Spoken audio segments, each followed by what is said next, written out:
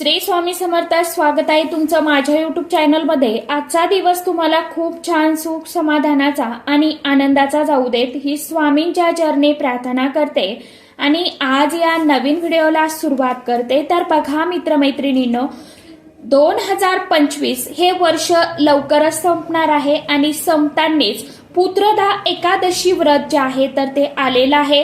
पौष पुत्रदा एकादशी ही 30 डिसेंबरला आहे. या दिवशी आपण भगवान श्रीहरी विष्णू देवांची पूजा सेवा आराधना करत असतो.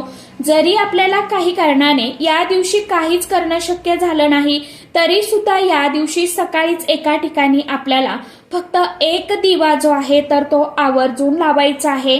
कारण की हे 2025चं सरतं वर्ष आहे. त्यामुळे आपल्याला हा एक दिवा जो आहे तर तो आवर्जून लावायचा आहे की ज्यामुळे माता लक्ष्मी आपल्यावरती प्रसन्न होईल आणि माता लक्ष्मीच्या कृपेने आपल्या आर्थिक समस्या ज्या काही असेल तर त्या नष्ट होतील. दिवा लावणे हे अतिशय अत्यंत शुभ मानले जाते. दिवा लावल्यामुळे आपल्या घरातील नकारात्मक शक्ती दूर होते असं नाही, तर दिवा लावल्यामुळे माता लक्ष्मी जी आहे तर ती सुद्धा आपल्या घरामध्ये प्रवेश करत असते. जेव्हा आपण दिवा लावतो ना त्यावेळी त्या दिव्याभोवती एक वलय जे असतं तर ते तयार होतं आणि या वलयाभोवती एवढी सकारात्मकता असते की त्याच्या प्रभावानेच जी काही वातावरणातील नकारात्मकता आहे, इडापिडा आहे, नजर दोष आहेत तर ते नष्ट होत असतात. अगदी आपण देवपूजा करताना सुद्धा अगोदर दिवा धूप जो आहे तर तो प्रज्वलित करून घेतो आणि यानंतर देवपूजा करण्याला सुरुवात करतो. बरोबर. कोणताही धार्मिक विधी जो आहे तर तो सुद्धा अग्नीशिवाय पूर्ण होत नाही, कारण अगोदर दिवा लावूनच कोणताही विधी केला जातो. त्यामुळे ऋग्वेदानुसार दिव्यामध्ये देवी देवतांचा वास असतो असं देखील म्हटलं जातं.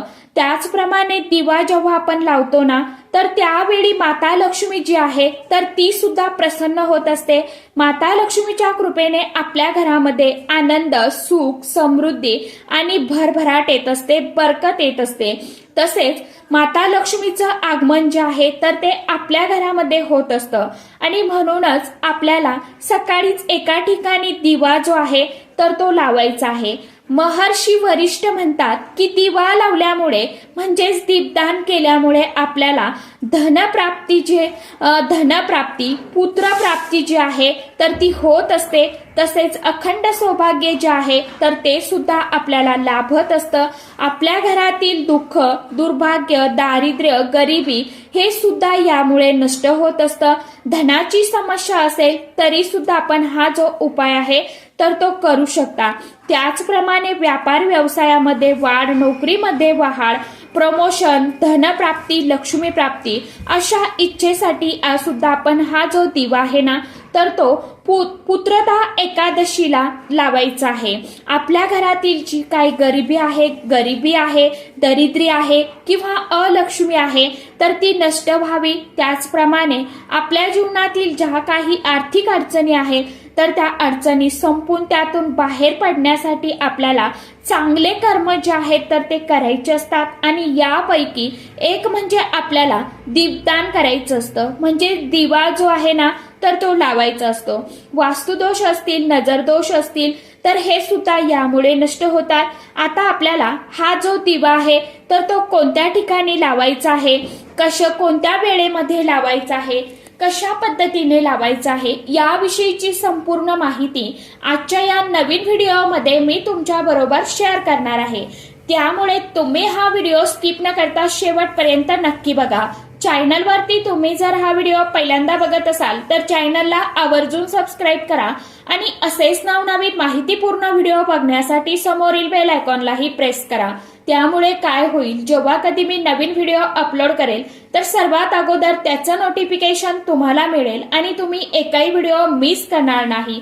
तर बघा मित्रमैत्रिणींनो, आता आपण दिवा तर लावणार आहोत, पण अगोदर दिवा घेताना आपल्याला तो कोणता घ्यायचा आहे, दिवा धातूचा घ्यायचा का कणकेचा घ्यायचा की मातीचा घ्यायचा. सर्वात शुभ म्हणजे मातीचा दिवा मानला जातो, कारण की त्यामुळे आपल्याला मातीचा दिवा किंवा मातीची पंती घ्यायची आहे. परंतु अगदी जर मातीचा दिवा तुमच्याकडे नसेलच तर मग आपण कोणत्याही धातूचा दिवा घेऊ शकता, काही अडचण नाही.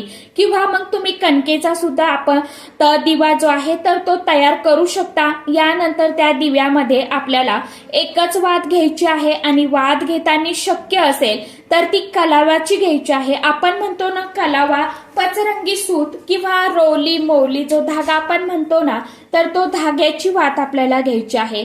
कलावा रक्षासूत्राचा धागा आहे जो आपण हातामध्ये बांधतो, तर त्या धाग्याची आपल्याला वात बनवायची आहे. परंतु जर तुमच्याकडे कलाव्याचा धागा नसेलच, आपण जी रोजची जोडवात वापरतो कापसाची ती वात आहे, तर ती वापरली, ती दिव्यामध्ये घातली तरी सुद्धा चालणार आहे.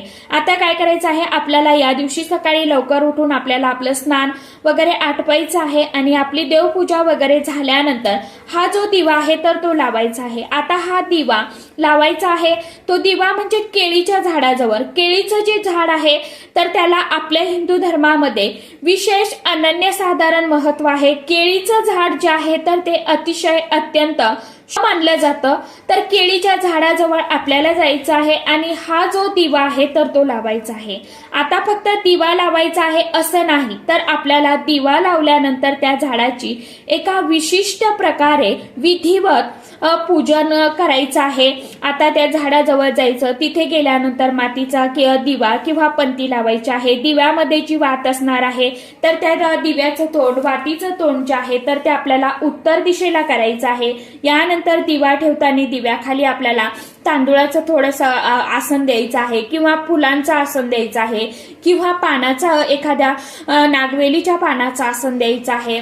आणि त्यानंतर आपल्याला हा जो दिवा आहे तर त्यावरती ठेवायचा आहे आणि दिव्याला देखील आपल्याला मनोभावे हळदी कुंकू अक्षदा फूल अर्पण करायचं आहे, नमस्कार करायचा आहे. यानंतर केळीच्या झाडाला आपल्याला एक लोटा भरून पाणी अर्पण करायचं आहे. आता हे लोटाभर पाणी अर्पण करत असताना त्या पाण्यामध्ये आपल्याला चिमूटभर हळद देखील घालायची आहे, पाणी अर्पण करायचं आहे. त्यानंतर केळीच्या झाडाला हळदी कुंकू अक्षदा फूल अर्पण करायचं, धूप दीप ओवाळून घ्यायचा आणि केळीच्या झाडाला आपल्याला 7 प्रदक्षिणा करायच्या आहेत. त्याचप्रमाणे पिवळ्या रंगाचा नैवेद्य अर्पण आपल्याला करायचं आहे. यामुळे काय होतं, केळीच्या झाडाची पूजा केल्यामुळे आपला गुरुग्रह जो आहे ना तर तो बलवान होतो, म्हणजेच मजबूत होतो. तसेच आपल्याला विष्णू सहस्रनामाचं पठण सुद्धा त्या झाडाखाली बसून करायचं आहे. त्याचप्रमाणे माता लक्ष्मी आणि भगवान श्रीहरी विष्णू देवांचं स्मरण करून आपल्या जीवनातील ज्या काही आर्थिक अडचणी आहे, म्हणजे पैशा संबंधीच्या अडचणी आहे किंवा धनासंबंधीच्या अडचणी आहेत, तर त्या अडचणी नष्ट व्हाव्या, दूर व्हाव्या म्हणून आपल्याला प्रार्थना जी आहे तर ती करायची. तर अशा प्रकारे एक दिवा आपल्याला केळीच्या झाडाखाली लावायचा. परंतु केळीचं जर झाड आजूबाजूला तुमच्या जवळपास नसेल किंवा नसेलच तर मग काय करावं, तर आपल्याला माता तुळशीजवळ एक तुपाचा दिवा जो आहे ना तर तो लावायचा आहे. आता जो दिवा आपण केळीच्या झाडाखाली लावणार आहोत यामध्ये सुद्धा आपल्याला तूपच घालायचं आहे बरं का आपण. आणि तुळशी मातेजवळ जो दिवा लावणार आहोत तर त्यामध्ये सुद्धा आपल्याला शुद्ध गाईचं तूपच घालायचं आहे. रोज आपण जो दिवा तुळशीजवळ लावतो आणि तो लावला तरी सुद्धा चालेल. फक्त आपल्याला हा जो दिवा आहे तर तो लावताना दिव्यातील वातीचं तोंड जे आहे तर ते उत्तर दिशेला करायचं आहे. त्याचप्रमाणे दिव्यामध्ये आपल्याला काही वस्तू टाकायच्या आहेत. आपल्याला सकाळी शक्य असेल तर सकाळी तुळशीजवळ हा दिवा लावा, सकाळी शक्य नसेल तर मग सायंकाळच्या वेळी म्हणजेच प्रदोष काळामध्ये. प्रदोष काळ केव्हा सुरू होतो, तर प्रदोष काळ हा 5:30च्या नंतर सुरू होतो. तर तुम्ही 5 वाजेपासून 6-6:30 वाजेपर्यंत हा दिवा लावू शकता, काही अडचण नाही. तुळशीजवळ रात्री तुम्ही 8, 8:30, 9, 12 वाजेपर्यंत लावला तरी देखील चालणार आहे. पण केळीच्या झाडाजवळ तुम्हाला थोडा लवकरच लावायचा आहे, कारण की आपण रात्रीचं तर बाहेर इकडे तिकडे फिरू शकत नाही. म्हणून तुम्ही घरी तुळशीजवळ लावणार असाल तर घरी तुम्ही 12 वाजेपर्यंत लावू शकता. परंतु केळीच्या झाडाजवळ लावणार असाल तर मग तुम्हाला दिवसभरात कधीही लावायचा आहे. फक्त काळजीपूर्वक दिवा लावायचा आहे की जेणेकरून आपल्यापासून कुणाला हानी पोहोचणार नाही याची आपल्याला काळजी घ्यायची आहे. त्याचप्रमाणे दिव्यामध्ये आपल्याला तूप वगैरे घालायचं, 2 फूल असलेल्या लवंगा घालायच्या आणि उजव्या हातामध्ये घ्यायच्या आणि आपल्याकडे जर पिवळी कवडी असेल तर पिवळी कवडी घ्यायची, पिवळी कवडी आणि 2 फूल असलेल्या लवंगा उजव्या हातामध्ये घ्या. माता लक्ष्मी आणि भगवान श्रीहरी विष्णू देवांचं नामस्मरण करायचं आहे. ओम नमो भगवते वासुदेवाय नमः या मंत्राचं 108 वेळा आपल्याला पठण करायचं आणि महालक्ष्मी अष्टकम आपल्याला किमान 16 वेळा तरी पठण करायचं आहे. शक्य नसेल तर मग तुम्ही 3 वेळा महालक्ष्मी अष्टकम पठण करा. या वस्तू ज्या आहेत तर त्यामध्ये आपल्याला टाकायच्या आहेत. आपली जी काय आर्थिक समस्या आहे तर ती नष्ट व्हावी म्हणून भगवान श्रीहरी विष्णू देवांना आणि माता लक्ष्मीला अगदी कळकळीने तळमळीने प्रार्थना करायची आहे. अशा प्रकारे आपल्याला हा जो दिवा आहे तर तो तुळशीजवळ देखील लावायचा आहे. तर शक्यतो आपल्याला हा दिवा संध्याकाळच्या वेळेमध्ये लावण्याचा जास्तीत जास्त प्रयत्न करायचा आहे. परंतु जरी सकाळी लावला तरी सुद्धा चालेल. संध्याकाळी माता लक्ष्मी येण्याची जी वेळ आहे तर त्या वेळेमध्ये जर आपण हा दिवा प्रज्वलित केला, त्यामध्ये या वस्तू टाकल्या तर माता लक्ष्मी आपल्या घराकडे आपल्याकडे प्रसन्न होत असते आणि तिच्या कृपेने आपल्याला कधीही कशाचीही उणीव चणचण कमतरता भासत नाही. आता जी पिवळी कवडी आपण दिव्यामध्ये टाकलेली आहे तर ती स्वच्छ करून आपल्याला दुसऱ्या दिवशी ठेवायची आहे. लवंग जे आहेत तर दिव्यातील वात जी आहे तर ती निर्मल्यामध्ये टाकायची. अशा प्रकारे आपल्याला तुळशीजवळ सुद्धा जो दिवा आहे तर तो लावायचा आहे. आता असाच एक दिवा आपल्याला लावायचा आहे, तो म्हणजे पिंपळ वृक्षाखाली. कारण की पिंपळ वृक्ष जे आहे तर त्यामध्ये भगवान श्रीहरी विष्णुदेव देवांचं वास्तव्य आहे, माता लक्ष्मीचं वास्तव्य आहे. त्याचप्रमाणे आपले पूर्वज जे आहेत तर ते सुद्धा पिंपळ वृक्षामध्ये त्यांचं स्थान असतं, त्यांचं निवासस्थान आहे. म्हणजे पिंपळ वृक्ष म्हणून आपल्याला काय करायचं आहे, तिन्ही सांजेला म्हणजे संध्याकाळच्या वेळेला हा जो दिवा आहे तर तो लावायचा आहे. सकाळी अजिबात आपल्याला पिंपळाच्या झाडाजवळ दिवा लावायचा नाही, संध्याकाळी दिवा लावायचा आहे. दिवा लावताना मात्र मोहरीच्या तेलाचा दिवा किंवा कणकेचा दिवा लावायचा आहे. कणकेचा चौमुखी दिवा तयार करायचा, त्यामध्ये 4 वाती घालायच्या, मोहरीचं तेल घालायचं आणि हा दिवा आपल्याला पिंपळ वृक्षाखाली लावायचा आहे. त्यानंतर पिंपळ वृक्षाला हळदी, कुंकू, अक्षदा, फूल अर्पण करायचं. या अगोदर आपल्याला पिंपळ वृक्षाला गोड पाणी जे आहे म्हणजे साखर घातलेलं पाणी जे आहे तर ते अर्पण करायचं. त्यानंतर मनोभावे पूजन करायचं. चिमूटभर काळे उडीद किंवा काळे तीळ अर्पण करायचे आणि 11 प्रदक्षिणा आपल्याला करायच्या. प्रदक्षिणा करत असताना मनामध्ये ओम नमो भगवते वासुदेवाय नमः हा मंत्र आपल्याला म्हणायचा आहे, पठण करायचं आहे. आणि शेवटी झाल्यानंतर आपली जी काय मनोकामना आहे, इच्छा आहे तर ती समस्या नष्ट व्हावी म्हणून आपल्याला प्रार्थना करायची आहे.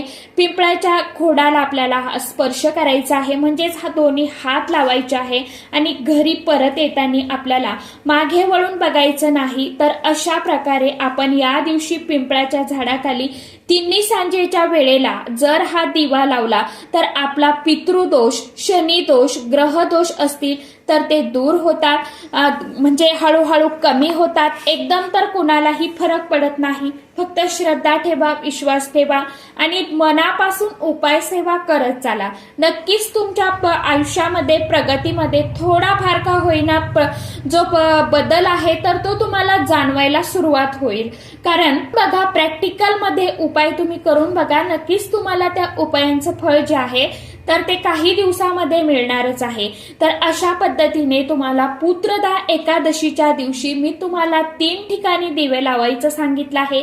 ज्यांना शक्य आहे त्यांनी 3ही ठिकाणी दिवे लावू शकता. ज्यांना शक्य नाही त्यांनी कोणत्याही एका ठिकाणी हा दिवा लावला तरी देखील चालणार आहे.